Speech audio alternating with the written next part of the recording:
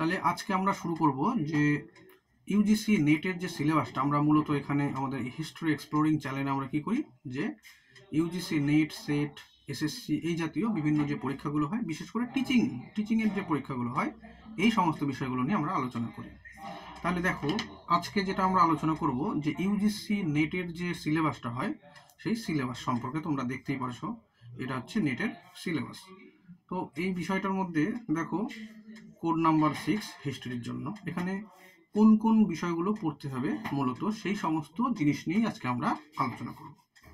তো এখানে বিষয়টা দেখো, সিলেবাস কোন কোন জিনিস কি কি পড়তে হবে, টোটাল মানে ভারতের ইতিহাস নিয়েই এই ইউজিসি নেটের সিলেবাস। এখানে কিছু কিছু জিনিস যেমন কনসেপ্ট, এখানে দেখো concept, term, concept, ideas, term, এই জিনিসগুলো যে ইউজিসি নেটের মূলত 3টে পার্ট আছে, 4টে পার্ট মূলত, যে প্রথমে এনসিয়েন্ট প্লাস মিডাইভেল প্লাস মডার্ন, এর সাথে আর যে আলোচনাটা করতে হবে কি সেটা হচ্ছে হিস্টোরিওগ্রাফি, মডার্ন ওয়ার্ল্ডের কিছু কিছু টপিকের মধ্যে আছে। তো এখানে যে এই যে টার্মগুলো দেখতে পাচ্ছ, কনসেপ্ট, আইডিয়া, টার্মস, এই যে টপিকগুলো আছে, এই টপিকগুলো থেকে কিন্তু মোটামুটি ধরে রাখো 4 থেকে 5খানা কিন্তু কোশ্চেন পরীক্ষাতে আসবে। তো এগুলোর মধ্যে কি কি আছে দেখো, এই যে ফার্স্ট এই যে টার্মটা আছে, কি আছে ভারতবর্ষ, তারপরে কি আছে সভা সমিতি, হ্যাঁ, তারপরে এখানে চলে আসছে দেখো বর্ণ, বর্ণ বেদান্ত, ঠিক আছে, ঋণগুলো কি কি ছিল, পিতৃঋণ, মাতৃঋণ, এরকম ধরনের ঋণগুলো কিছু আছে, যোগ্য আছে, এই জাতীয়, এই মানে এই মূলত এই যে টার্মগুলো, এই টার্মগুলোকে কি করতে হবে তোমরা ধরে নাও, এই খিলাফত এটা লিখবে, লেখার পর এই খিলাফত সম্পর্কে মোটামুটি 3-4 লাইনের মতো এরকমভাবে তোমরা নোটস তৈরি করবে খাতাতে। তো এই যে টার্মগুলো আছে, এই টার্মগুলো কোথায় থেকে পাবে, বিভিন্ন যে রেফারেন্স বইগুলো আছে দেখবে, রেফারেন্স বই, সেই রেফারেন্স বইয়ের পিছনে কিছু কিছু জায়গায় আছে, আর দেখবে সেই সমস্ত রেফারেন্স যে বইগুলো আছে সেই রেফারেন্স বইগুলোর পিছনের থেকে এই টার্মগুলো নেবে, আর কোন কোন পাতাতে দেওয়া থাকে সেই পাতাগুলো থেকে ওই 1 লাইন 2 লাইন এভাবে নিয়ে একটা ছোট ছোট নোটস তৈরি করবে। তো এখান থেকে এই মূলত জায়গাগুলো যদি তোমরা করো, যেমন দেখো এখানে দেখো মাদ্রাসা, মক্তব, ঠিক আছে, তো এই জিনিসগুলো এগুলো নিয়ে যখন তোমরা লিখবে, তাহলে এখান থেকে তোমরা কিন্তু 4 থেকে 5খানা কোশ্চেন কমন পাচ্ছ। তো এটা একটা গেল আমাদের। তারপরে দেখো নেক্সট, তো এগুলোর মধ্যে এগুলো অনেকগুলো টার্ম আছে। তারপরে ইউনিট ফার্স্টের মধ্যে কোন কোন বিষয় নিয়ে আলোচনা করা হবে, ইউনিট ফার্স্টটা মূলত এনসিয়েন্ট ইন্ডিয়ান হিস্টোরি, ঠিক আছে, এনসিয়েন্ট ইন্ডিয়ান হিস্টোরি। তো ইউনিট 1-এর মধ্যে ফার্স্টে তোমরা দেখতে পাচ্ছ কি বলছে, সোর্সগুলো কি কি আছে, আর্কিওলজিক্যাল সোর্স, তারপরে এই সম্পর্কিত বিভিন্ন বিষয়গুলো, যেমন এপিগ্রাফি, নিউমিসমেটিক, এপিগ্রাফি কাকে বলে, লিপি উৎকীর্ণ বিদ্যা, নিউমিসমেটিক মুদ্রা উৎকীর্ণ বিদ্যা, ঠিক আছে, আর্কিওলজিক্যাল বিভিন্ন সাইটগুলো কি কি, তারপরে চলে আসছে লিটারেচার, মিথ, লেজেন্ড, এই সমস্ত বিষয়, মানে মোদ্দা কথা আমাদের এই যে জায়গাটা এখানে কি করতে হবে, প্রাচীন ভারতের ইতিহাসের উপাদানগুলো সম্পর্কে পড়তে হবে। 2 নম্বর পার্টে কি আছে, এখানে মূলত যে প্রস্তর যুগ যে আছে, এই প্রস্তর যুগের প্রথম এখানে কি আছে, প্রস্তর দেখো ফুড প্রোডাকশন, হ্যাঁ, এখানে নিওলিথিক, চালকোলিথিক ফেস, তারপরে সেটেলমেন্ট কিভাবে তৈরি হচ্ছে, ডিস্ট্রিবিউশন কিভাবে হচ্ছে, টুলসের প্যাটার্নস, এই ধরনের কি প্রাচীন প্রস্তর যুগ, মধ্য প্রস্তর যুগ, আর নব্য প্রস্তর। তো এরকম ভাবে কিন্তু দেখবো আমরা আলোচনা, এখানে 3টে কিন্তু আছে। তো এখানটাতে আমরা কি কি পড়বো, যে এই প্রস্তর যুগের সাইটগুলো কি কি আছে, সেই সাইটগুলো কোন সাইটটা কোন যুগের আছে, আর সেখান থেকে কি কি পাওয়া গেছে, এরকম ভাবে আমাদের নোটস তৈরি করতে হবে। তারপরে দেখো next Indus valley civilization. Indus valley সিভিলাইজেশনের মধ্যে অরিজিন, তার বিস্তারটা কি, এক্সটেন্ট, মেজর সাইটগুলো কি কি আছে তার একটা লিস্ট তৈরি করতে হবে, সেটেলমেন্ট প্যাটার্ন, যে প্যাটার্ন সেটেলমেন্টটা যে হয়েছিল সেটা কটা ছিল, কটা ভাগে বিভক্ত ছিল, কি কি ভাগে, এরকম। তারপরে আছে ক্রাফট, কি ছিল, স্পেশালাইজেশন, ঠিক আছে, রিলিজিয়ান, সেই সময় জনগণ কোন ধর্ম বিশ্বাস করতো, এই ধরনের জিনিসগুলো আছে। Society, polity, decline of Indus valley civilisation. তো এই যে decline of Indus valley civilisation খুব একটা ছোটই টপিক, এখানে তোমরা জাস্ট কয়েকটা ঐতিহাসিকের নাম পড়বে আর তাদের মতামত পড়বে, তাহলে তোমাদের কিন্তু এই জায়গাটা কমপ্লিট হবে। আর কি আছে দেখো, first urbanisation in India. First urbanisation মানে কি, শহর পরিকল্পনা। তো এখানে ভারতবর্ষে যে প্রথম শহর পরিকল্পনা, এখানে কিন্তু হরপ্পা সভ্যতায় দেখতে পাই। হরপ্পা সভ্যতার আগে আর একটা সভ্যতা ছিল যেটার নাম মেহেরগড় সভ্যতা। তো মেহেরগড় সভ্যতা ছিল হচ্ছে গ্রামীণ সভ্যতা। তো আমরা এখানে পড়ছি হরপ্পান সভ্যতা, সেই কারণে টাউন প্ল্যানিংটা পড়তে হবে। এরপরে দেখো, এরপরে যদি চলে আসি, এরপরে তো এখানে দেখো বিষয়টা যে বৈদিক যুগ। তো বৈদিক যুগ পড়েছো, এখানে বৈদিক যুগ একটা আর লেটার বৈদিক যুগ, দুটো পিরিয়ড আমাদের পড়তে হবে। এটা টাইমিংটা কবে আমরা জানি, 1500 থেকে একদম 750, এই টাইমের পর্যন্ত কিন্তু আমাদের দেখতে হবে। তো যাই হোক, এর পরবর্তীতে ঋগ বৈদিক যুগের কোন কোন জিনিস পড়তে হচ্ছে, এখানে দেখো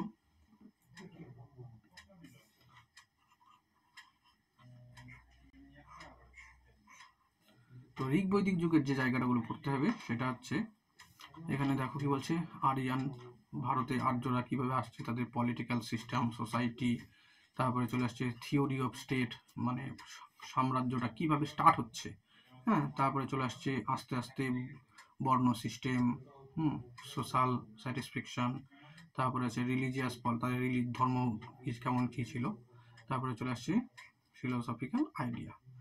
এরপরে introduction of the iron technology, আমরা কিন্তু প্রথম দেখতে পাচ্ছি যে বৈদিক যুগেই কিন্তু এই লোহার ব্যবহারটা শুরু হয়েছিল। আর এর মধ্যে কিছু পাবো আমরা, যেমন মেগালিথিক, সাউথ ইন্ডিয়া। মেগালিথ বলতে দেখো জিনিসটাই যে এরকমভাবে অনেকগুলো পাথর থাকে, এর ওপর এরকমভাবে একটা পাথর রাখা হয়, এগুলোকে বলা হয় মেগালিথ। সাধারণত আমরা দক্ষিণ ভারতে এগুলো দেখতে পাই। তো এরকমভাবে চলে আসছে। তারপরে দেখো যদি চলে আসি 16 মহাজনপদ, নেক্সট যে টপিকটা আমাদের আছে 16 মহাজনপদ। এই 16 মহাজনপদের মধ্যে কিন্তু ষোড়শ মহাজনপদ আমরা দেখতে পাই। এটা তোমরা গ্র্যাজুয়েশন, MA সব জায়গাতেই তোমরা কিন্তু পড়েছো, ওকে।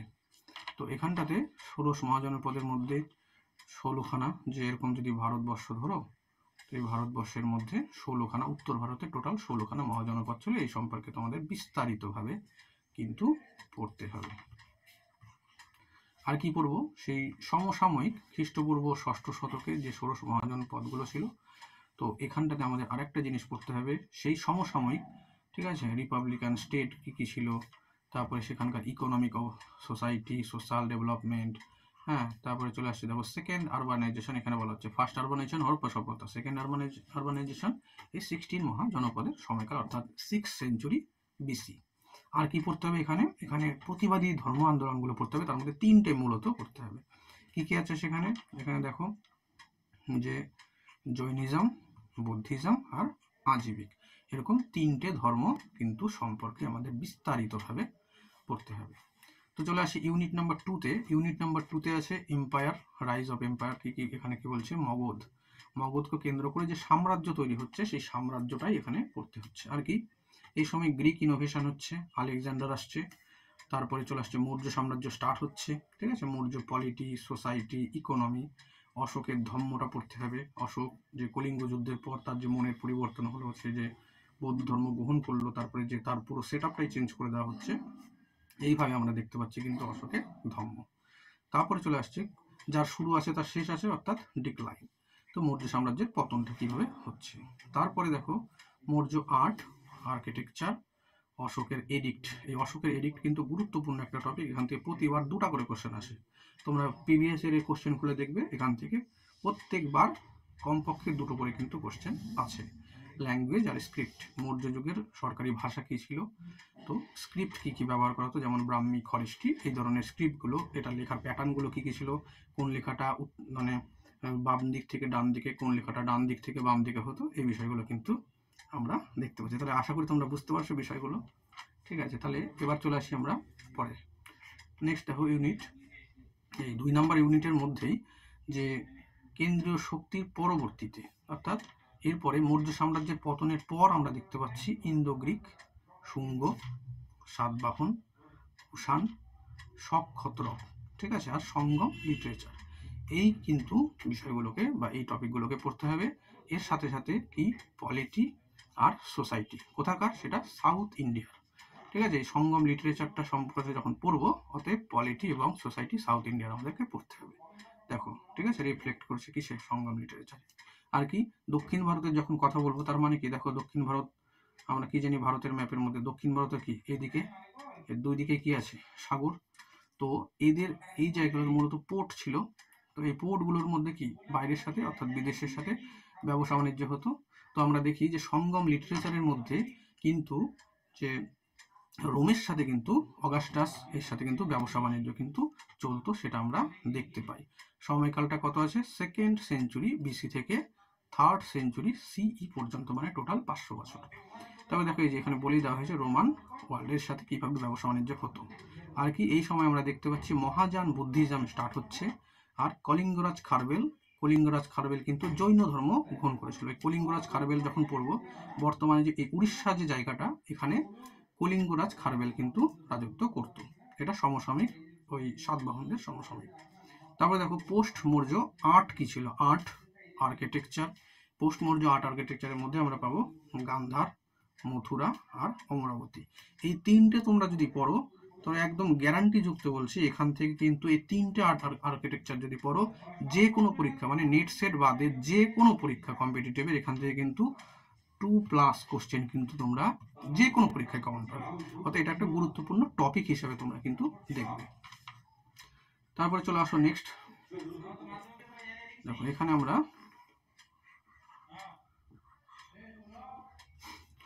নেক্সট এখানে দেখো কি বলা হচ্ছে,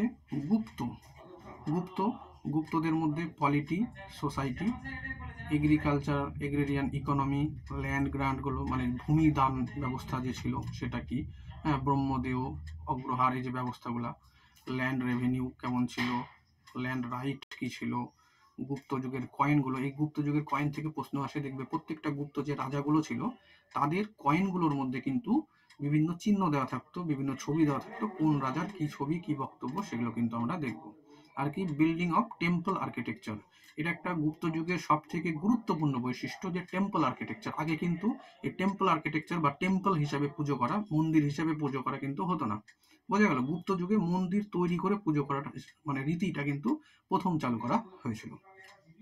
তারপরে দেখো এখানে কি বলা হচ্ছে, হিন্দুইজম, ঠিক আছে, পুরাণিক হিন্দুইজম। এই পুরাণিক হিন্দুইজম কিন্তু স্টার্ট হচ্ছে কোথায় থেকে, পুরাণিক হিন্দুইজম গুপ্ত যুগ, মানে আমরা এখন যে ধর্মকর্ম বা পূজা পার্বণ যে করি, এই ফর্মটা চালু হচ্ছে কিন্তু এই গুপ্ত যুগ থেকে। আর বৌদ্ধ বা যদি বলা হয় ওই বৈদিক যুগের যে ধর্ম, সেটা কিন্তু সেখানে কিন্তু আর্ট ফর্ম ছিল শুধু, সেখানে কিন্তু কোনো মূর্তি ছিল না। এই গুপ্ত যুগ থেকে প্রথম কিন্তু মূর্তি পূজাটা স্টার্ট হচ্ছে, মানে পৌরাণিক দেবদেবীকে কিন্তু আমরা বর্তমানে ফলো করি। নেক্সট চলে আসো, দেখো ডেভেলপমেন্ট অফ সংস্কৃত ল্যাঙ্গুয়েজ। তো এই যে গুপ্ত যুগটা যে আছে, এখানে কিন্তু সংস্কৃত ল্যাঙ্গুয়েজটা এখানে শুরু হয়েছিল। Language development, science and technology, astronomy, mathematics আর মেডিসিন, চরক সুশ্রুতের নাম আমরা শুনেছি। তো এই গুপ্ত যুগটাকে পেরিক্লিসের যুগের সাথে তুলনা করা হয়, ঠিক আছে। ক্লাসিক্যাল এজ, গুপ্ত যুগকে দেখবে ডিসকভারি অফ ইন্ডিয়া যে গ্রন্থটা আছে জওহরলাল নেহরুর, সেখানে কিন্তু ক্লাসিক্যাল এজ বলা হচ্ছে। তো ক্লাসিক্যাল এজ কেন বলা হচ্ছে, কারণ সায়েন্স টেকনোলজিতে উন্নত হয়েছিল, অ্যাস্ট্রোনমিতে উন্নত হয়েছিল, ম্যাথামেটিক্স, হ্যাঁ, মেডিসিন, এগুলাতে সমস্ত উন্নত হয়েছিল, সেই কারণে। এর পরবর্তীতে চলে আসবো হর্ষবর্ধনের সময়কাল তোমরা জানো, এই সময় থেকে শুরু হয়েছিল হর্ষবর্ধনের টাইমের কি পড়বো, অ্যাডমিনিস্ট্রেশন আর রিলিজিয়ান। যে হিউয়েন সাংয়ের কথা তোমরা পড়েছো, এই হিউয়েন সাং কিন্তু হর্ষবর্ধনের সময় কিন্তু ভারতবর্ষে এসেছিল। তো ওই সমসাময়িক যে ছিল রাজা বাংলার শশাঙ্ক কিন্তু ছিল। নেক্সট চলো, দেখো এখানে কি বলা হচ্ছে, সাক্য আর কি বলছে, বিষ্ণুকুণ্ডি, অন্ধ্রপ্রদেশের কি বলছে, সালাঙ্কিয়ান আর বিষ্ণুকুণ্ডি সম্পর্কেও আমাদের করতে হবে, এটা অন্ধ্রপ্রদেশের এই রাজ্যটা কিন্তু ছিল। নেক্সট পরে দেখো, পরে চলে আসি ইউনিট 3। এই ইউনিট 3-তে যদি চলে আসি, তখন আমরা কি দেখবো, একটু দক্ষিণ ভারতের কিছু কিছু রাজবংশগুলো ছিল, ঠিক আছে। Emergence of regional kingdom. এখানে কি বলছে, ডেকান মানে দক্ষিণাত্য, এখানে কি ছিল, গঙ্গা, কাদম্ব, ওয়েস্টার্ন, ইস্টার্ন চালুক্য, মানে ওয়েস্টার্ন চালুক্য আর ইস্টার্ন চালুক্য, চালুক্যরা পরবর্তী দুটো ভাগ হয়। তো যাই হোক, তারপরে চলে আসছে রাষ্ট্রকূট, তার পরবর্তীতে কল্যাণীর চালুক্য, আর কি আছে কাকাতীয় ডাইনেস্টি, হৈসলা ডাইনেস্টি আর যাদব ডাইনেস্টি। এগুলো হচ্ছে দক্ষিণাত্যে। দক্ষিণাত্য জিনিসটা একটু যদি বলি, দেখো এরকম ভারতের ম্যাপটা যদি ধরা হয়, ভারতের ম্যাপে এই জায়গাটা হচ্ছে উত্তর ভারত, এই মাঝের অংশটা হচ্ছে দাক্ষিণাত্য, আর এই অংশটা হচ্ছে দক্ষিণ ভারত। তো আমাদের এখানে কি বলা হচ্ছে, ডেকান বলা হয়েছে, এখানে দেখো ডেকান বলা হয়েছে। তাহলে এই দাক্ষিণাত্যের এই যে অংশ, এখানটার কিন্তু এই অংশগুলো কিন্তু ছিল। ওকে, এবার আমরা চলে আসি তার পরবর্তী।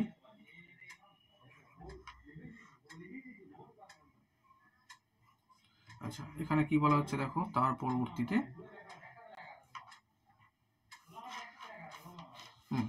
তাহলে দেখো এখানে সাউথ, ওটা কি ছিল, দাক্ষিণাত্য, এবার হচ্ছে সাউথ মানে একদম দক্ষিণ ভারতে। দক্ষিণ ভারতের পল্লব, চের, চোল আর পাণ্ড্য। এই চের, চোল আর পাণ্ড্য তোমরা যখন সঙ্গম লিটারেচার পড়বে তখন কিন্তু এখান থেকে পাবে, কিন্তু উপরন্তু লেটার যে এই চোল যে ছিল সেটা কিন্তু পরবর্তী চোল বা লেটার চোলও আর একটা আছে। তো এই জায়গাটা চোল সাম্রাজ্য, রাজেন্দ্র চোল, ঠিক আছে, রাজরাজ চোল, এইগুলো কিন্তু আমরা পড়বো। তারপরে ইস্টার্ন ইন্ডিয়া, ভারতের পূর্ব ভারতের রাজ্যগুলোর মধ্যে কি কি ছিল, পাল, সেন, ঠিক আছে। এই জায়গাটা দেখো, তোমরা যখন নেটের জন্য পড়বে তখন কিন্তু সারা ভারতের মেন লাগবে, আর সেটের জন্য যখন পড়বে তখন কিন্তু এই ইস্টার্ন ইন্ডিয়াটা কিন্তু বেশি গুরুত্বপূর্ণ, পাল সেনটা তখন বেশি গুরুত্বপূর্ণ। কখন, যখন সেটা সেট পরীক্ষার জন্য হবে। এখানে দেখো কি বলা হচ্ছে, কামরূপ, ঠিক আছে, কামরূপে কি ছিল, বর্মন ডাইনেস্টি। আর কি ছিল, এখানে দেখো ভূমক আর সোমবর্ষিস, উড়িষ্যার এই জায়গাটা ছিল উড়িষ্যাতে। আর কি বলা হচ্ছে, কিংডম অফ ওয়েস্টার্ন ইন্ডিয়া মানে পশ্চিম ভারত। পশ্চিম ভারতের কি ছিল, বল্লভী, চালুক্য, গুজরাট, ঠিক আছে, মিতক্ষ, কি বলছে, মৈত্রিক, এটা হচ্ছে বল্লভীর মৈত্রিক ডাইনেস্টি, আর গুজরাটের ছিল চালুক্য ডাইনেস্টি। এর পরবর্তীতে আসবো নর্থ ইন্ডিয়া। এগুলো কিন্তু প্রত্যেকটা যে এগুলো কিন্তু সব রিজিওনাল ডাইনেস্টিগুলো, ঠিক আছে, রিজিওনালের মধ্যে এগুলো কিন্তু পড়েছে। নর্থ ইন্ডিয়ার ক্ষেত্রে কি আছে, গুর্জর, প্রতিহার, তারপরে কলচুরি, চেদি, তারপরে কি আছে গহরওয়াল আর পারামার ডাইনেস্টি। এইগুলো কিন্তু এই সময় আমরা দেখতে পাচ্ছি।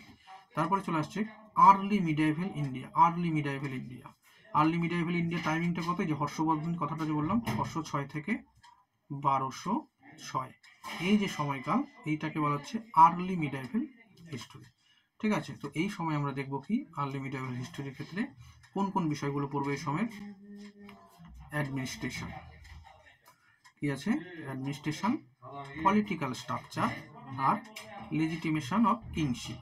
এই কয়েকটা জিনিস আমরা পড়বো আর্লি মিডিয়েভেল হিস্ট্রি থেকে। আর কি এখানে দেখো এগ্রেরিয়ান ইকোনমি, এর মধ্যে আছে ল্যান্ড গ্রান্ট, তারপরে নেক্সট চলে আসছে চেঞ্জিং মানে প্রোডাকশন রিলেশন, এগুলো সমস্ত জিনিসগুলো আর দেখছি।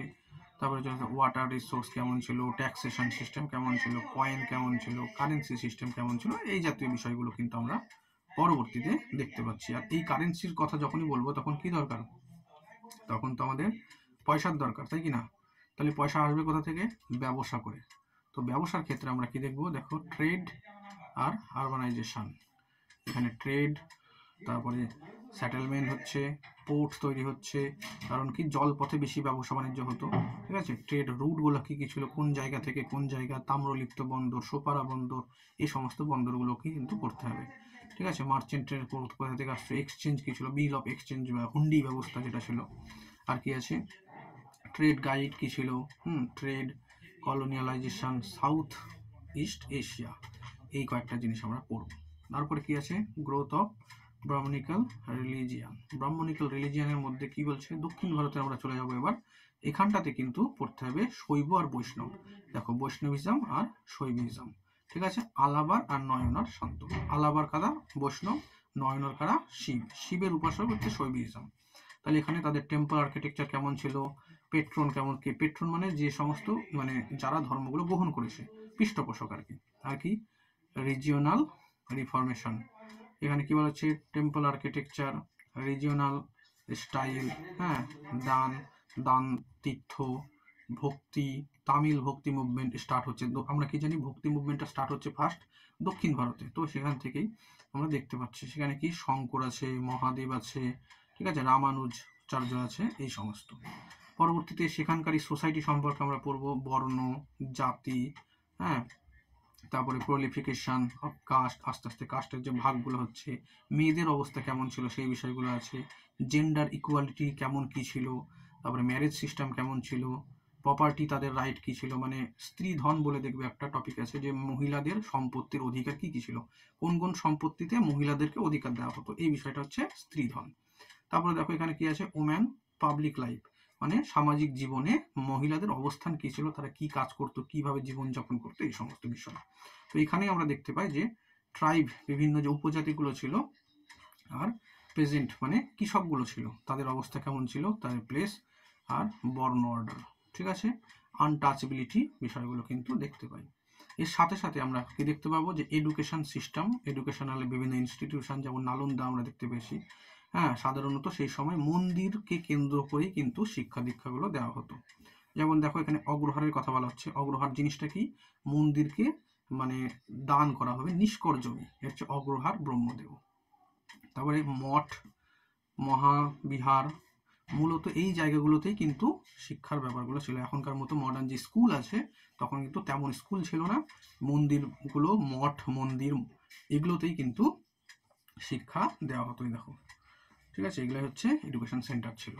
আর কি, গ্রোথ অফ রিজিওনাল ল্যাঙ্গুয়েজ, আস্তে আস্তে আস্তে আস্তে আমরা দেখতে পাচ্ছি এই সময় কিন্তু রিজিওনাল ল্যাঙ্গুয়েজটা মাথা চাড়া দিয়ে উঠছে, বা প্রত্যেকটা ছোট ছোট যে জায়গা ছিল সেই জায়গাতেই কিন্তু, যেমন বাংলা একটা রিজিওনাল ল্যাঙ্গুয়েজ, তো ওই রকম ধরনের তামিল একটা রিজিওনাল ল্যাঙ্গুয়েজ। এই রিজিওনাল ল্যাঙ্গুয়েজ কোন জায়গার কোন ল্যাঙ্গুয়েজে কথা বলতো, সেগুলো ফ্লোরাইজ কিভাবে হচ্ছিল, এই বিষয়গুলো নিয়ে কিন্তু এখানে আমাদেরকে পড়তে হবে। তারপরে নেক্সট দেখো এখানে কি বলেছে, ডিবেট, স্টেট ফরমেশন, যে রাজ্যটা যে কিভাবে তৈরি হচ্ছে এইটা নিয়ে একটা ডিবেট হচ্ছে, কিভাবে, কেউ বলা হচ্ছে যে রাষ্ট্র যে ব্যবস্থা ছিল সেটা ধর্মাশ্রয়ী ছিল, কেউ বলছে না ধর্ম নিরপেক্ষ ছিল, এই সময় সামন্ত ব্যবস্থা তৈরি হয়েছিল, ঠিক আছে, এরকম আর্লি মিডিয়া ফেলে দেখতে পাচ্ছি ফিউডালিজম, সামন্ততান্ত্রিক ব্যবস্থা, ঠিক আছে, ইন্টিগ্রেটিভ মডেল, এরকম বিভিন্ন মডেল সম্পর্কে পড়তে হবে। তো মূলত এইটা হচ্ছে বেশি ইম্পর্টেন্ট, ফিউডালিজম। ফিউডালিজম শব্দটা প্রথম কে ব্যবহার করলো, কোন যুগে হয়েছিল, ফিউডালিজম জিনিসটা কি, এই বেসিক ফিচার্সগুলো দেখবে, এখান থেকে তোমরা কোশ্চেন কমন পাবে। আর কি বলছে দেখো, আরব কন্ট্যাক্ট, আরবদের কন্ট্যাক্টটা প্রথম যদি বলা হয় সেটা ব্যবসায়িক রোডে হয়েছিল, পরবর্তীতে আরবরা আস্তে আস্তে সিন্ধুকে আক্রমণ করছে, সেখান থেকে আরবরা কিন্তু ভারতবর্ষে আস্তে আস্তে কিন্তু ব্যবসা বাণিজ্যের দিকে চলে আসছে। তার মধ্যে দেখো গজনভি, ঠিক আছে, এই গজনভি, অলবিরুনির অ্যাকাউন্টগুলো আমরা পড়বো, তার কারণ গজনির যে সুলতান মাহমুদ তার সাথে অলবিরুনি ভারতে এসেছিল, ভারতে এসে এখানে কিন্তু বিভিন্ন অ্যাকাউন্টগুলো দিয়ে গেছে। তো এইগুলা থেকে আমরা মধ্যযুগের মোটামুটি প্রথম দিককারগুলো জানতে পারছি। ইউনিট নাম্বার 4-এ কি আছে, এটা আছে মূলত মধ্যযুগের সম্পর্কে, মধ্যযুগে কি ছিল না ছিল এই বিষয়গুলো। তাহলে এখানে দেখো source of medieval Indian history, archaeology, একই রকম এই যে জায়গাটা আছে এটা হচ্ছে সোর্স, প্রাচীন ভারতে যেমন পড়লাম ওই রকম সেম জিনিস আমরা মধ্যযুগেও পড়বো, যে এখানকার সোর্স কোন কোন সোর্স থেকে আমরা পাচ্ছি। তো এখানে কি কি সোর্সগুলো আছে এগুলো হচ্ছে দেখো, ফরেন ট্রাভেলার্স অ্যাকাউন্ট, ঠিক আছে, পার্সিয়ান অ্যারাবিক ল্যাঙ্গুয়েজে, পার্সিয়ান ট্রাভেলার কারা ছিল, অ্যারাবিক ট্রাভেলার কারা কারা ছিল, রিজিওনাল ল্যাঙ্গুয়েজ কি কি ছিল, সংস্কৃত, পার্সিয়ান, ঠিক আছে, এই ধরনের কিন্তু লিটারেরি সোর্স এগুলো আছে, এগুলো আমরা পড়বো। মনুমেন্টগুলো ছিল কি কি, ঠিক আছে, ম্যাটেরিয়াল এভিডেন্স, তারপরে চলে আসছে নিউমিসমেটিক মানে কয়েনগুলো যেগুলো ছিল, এপিগ্রাফি মানে ওই সমস্ত যে লিপিগুলো যে ছিল, এই বিষয়ে নিয়ে মধ্যযুগের সোর্সগুলো আমরা পড়বো। এখানে সুন্দর করে লিস্ট তৈরি করবে, গ্রন্থর নাম আর একদিকে লেখক, গ্রন্থর নাম লেখক। এখন একটু অ্যাডভান্স লেভেলের কোশ্চেন হয় কি তাহলে জিনিসটা, যে এই বইয়ের পরে একটা টাইটেল দেবে যে ওই গ্রন্থর কি কি জানা যায়, এরকমভাবে তোমরা এইখানে একটা এক্সট্রা করে লিখবে, তাহলে এখান থেকে কোশ্চেন তোমরা কিন্তু ডাইরেক্ট কমন পেয়ে যাবে। তারপরে নেক্সট চলে আসি, দেখো এখানে কি বলা হচ্ছে, পলিটিক্যাল ডেভেলপমেন্ট। পলিটিক্যাল ডেভেলপমেন্টের মধ্যে দিল্লি সুলতানেত আছে, ওই সুলতানেতের মধ্যে কি কি আছে তোমরা সবাই জানোই, ঘড়ি, তারপরে চলে আসছে কি বলছে তুর্কি, ঠিক আছে, খলজি, তুগলক, এরকমভাবে কিন্তু আছে সোয়া ডাইনেস্টি, লোদি ডাইনেস্টি, তারপরে দিল্লি সুলতানি শেষ হয়ে যাচ্ছে, পতন। এবার দিল্লি সুলতানির পতন যে হচ্ছে কার হাত ধরে? এই বাবরের হাত ধরে। বাবর কোথাকার লোক ছিল? ফারঘানার। কোথা থেকে? মধ্য সেন্ট্রাল এশিয়া। তো বাবর ভারতে আসার পর এখানে কিন্তু মুঘল এম্পায়ার স্টার্ট করেছে। তোমরা কিন্তু ভারতের ইতিহাসে একটা জিনিস দেখবে, কেউ ভারতের ইতিহাসে কিন্তু আগে থেকে আসেনি, ওকে ডেকে নিয়ে আসা হয়েছে। আর এটা আছে কি, যে ডেকে নিয়ে আসবে সেই পরবর্তীতে কিন্তু পরাজিত হয়ে তার দাসে পরিণত হয়েছে। তো ঠিক একই রকম ভাবে বাবরকে ডেকে নিয়ে আসা হলো। পরবর্তীতে দেখা যাচ্ছে কি, বাবর যখন আসছে, আসার পর এখানে দেখা যাচ্ছে কি যে তারাই কিন্তু বাবরকে আর তাড়াতে পারছে না। এরা ভেবেছিল বাবর আসবে, যুদ্ধ জয় করবে, কিছু টাকা পয়সা নিয়ে চলে যাবে। কিন্তু দেখা যাচ্ছে কি, দৌলত খাঁ লোদি যে ছিল পাঞ্জাবের শাসক, এই কি চাইছিল যে আসবে ও সিংহাসনটা তাহলে ফাঁকাভাবে পাবে, কিন্তু তার উল্টাটাই হয়ে গেছিল। তো যাই হোক, বাবরের পরে আসছে হুমায়ুন, তারপরে ওই সমসাময়িক ছিল শেরশাহ সুরি। তার পরবর্তীতে আমরা দেখতে পাচ্ছি মুঘল সম্রাট আকবর থেকে ঔরঙ্গজেব পর্যন্ত টোটাল আমাদের পড়তে হবে decline of the Mughal empire, Mughal সাম্রাজ্যের পতনটা কিভাবে হচ্ছে সেই জিনিসটা আমাদেরকে কিন্তু দেখতে হবে। তারপরে লেটার্স মুঘল, লেটার মুঘলের কিছু না, জাস্ট খালি এরকম ভাবে একটা লিস্ট তৈরি করবে, কয়েকটা মুঘল সম্রাটের নাম লিখবে, তাদের সম্পর্কে 3-4 লাইন করে লিখলে কমপ্লিট। একদম কত? 1857 সালে পর্যন্ত তোমরা লিখবে। 1707 খ্রিস্টাব্দে ঔরঙ্গজেবের মৃত্যুর পর থেকে 1857, এই টোটাল কয়েকটা লিস্ট। এই লিস্টের মধ্যে কোন রাজা মানে কোন মুঘল সম্রাট, তার অ্যাক্টিভিটিস কি কি, খুব একটা বেশি কিছু নয়, একদম ছোট আছে, চাপের একদম কিচ্ছু নাই, ঠিক আছে। তারপরে দেখো, পরে যদি একটু চলে আসি, তারপরে আর কি পড়বো? রিজিওনাল পড়তে হবে তারপরে, তাই কি না? তাহলে এখানে রিজিওনাল চলে আসে। এবার দেখো, মুঘল সাম্রাজ্য শেষ, এবার আমরা রিজিওনাল অ্যাক্টিভিটিসগুলো পড়বো। রিজিওনালের মধ্যে কি আছে? বিজয়নগর আর বাহুমনি। এই বিজয়নগর বাহুমনি কিন্তু সুলতানি যুগের টাইমের, ঠিক আছে। ডেকান সুলতান, দক্ষিণাত্যের বিজাপুর, গোলকুন্ডা, বেরার, বিদর, আহমদনগর, এই যে বাহুমনি যে সুলতান ছিল, এটা ভেঙে পরে 5টা রাজ্য তৈরি হয়েছিল। এগুলো রাইস এক্সপেনশন, ঠিক আছে, ডিস্ট্রিগনেশন, তারপরে কি বলা হচ্ছে স্টার্ট, গঙ্গা, তো এরকমভাবে গজপতি টতি, এই সমস্ত ছোটোখাটো রাজ্যগুলো সম্পর্কে একটু পড়তে হবে।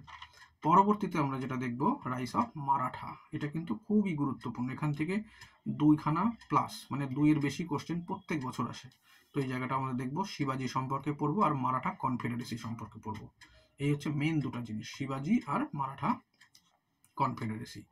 তারপরে চলো আমরা চলে আসবো এবার পরের ইউনিটে, 5 নাম্বার ইউনিট। 5 নাম্বার ইউনিট আমরা কি দেখতে পাচ্ছি, যে সুলতানি যুগের যে অ্যাডমিনিস্ট্রেশন সম্পর্কে এবার আমরা পড়ব, অ্যাডমিনিস্ট্রেশন আর ইকোনমি। এর মধ্যে কি আছে? অ্যাডমিনিস্ট্রেশন, নেচার অফ স্টেট, মানে রাষ্ট্রের প্রকৃতি কেমন ছিল, সেটা থিওক্রেটিক স্টেট ছিল কিনা, ঠিক আছে। সেন্ট্রাল, প্রভিন্সিয়াল, লোকাল অ্যাডমিনিস্ট্রেশন, এগুলোর একটা লিস্ট তৈরি করতে হবে, বেশি বড় কিছু নাই। এই লিস্টগুলোর মধ্যে অ্যাডমিনিস্ট্রেটিভ ইউনিটের নাম আর বর্তমান সেগুলোকে কি বলা হয়। যেমন ধরে নাও যে এখনকার রাজ্য, ঠিক আছে, তখনকার রাজ্যকে কি বলা হতো, তো এরকমভাবে লিস্ট, আর রাজ্যের হেডকে কি বলা হতো, তো এরকমভাবে আমরা কিছু কিছু লিস্ট পড়ব। ওকে, তো এরকমভাবে আমরা সেন্ট্রাল অ্যাডমিনিস্ট্রেশন কিন্তু পড়ব।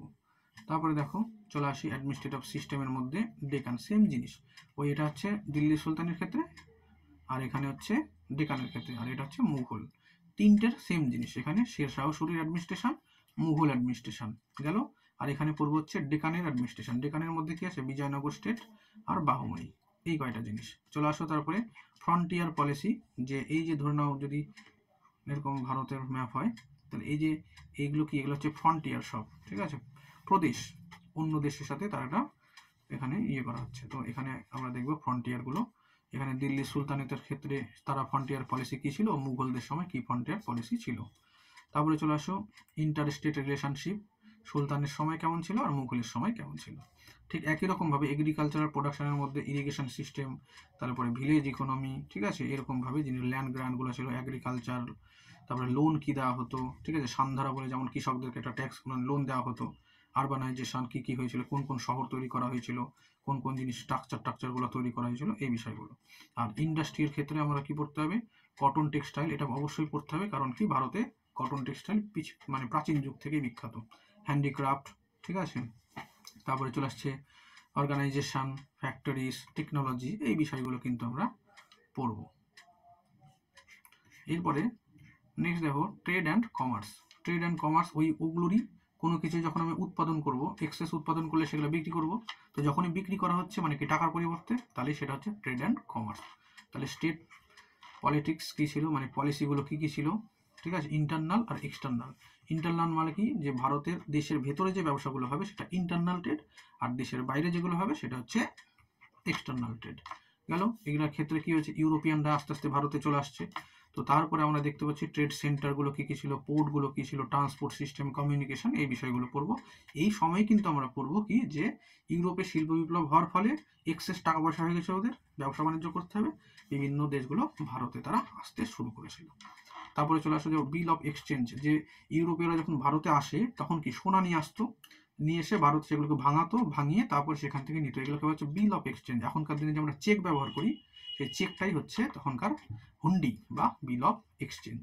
তো এই জিনিসগুলো আমরা দেখতে পাচ্ছি এখানে। স্টেট ইনকাম কেমন ছিল, এক্সপেন্ডিচার কেমন ছিল, কারেন্সি সিস্টেম কেমন ছিল, মিন্ট সিস্টেম, মিন্ট মানে হচ্ছে টাকা, টাকশাল যেখানে টাকা তৈরি করা হয়, এই ব্যবস্থাগুলো, ঠিক আছে। ফেমিন, ফেমিন মানে কি দাঁড়াচ্ছে, যে সেই সময় দুর্ভিক্ষ কি হয়েছিল সেটা হচ্ছে ফেমিন পলিসি।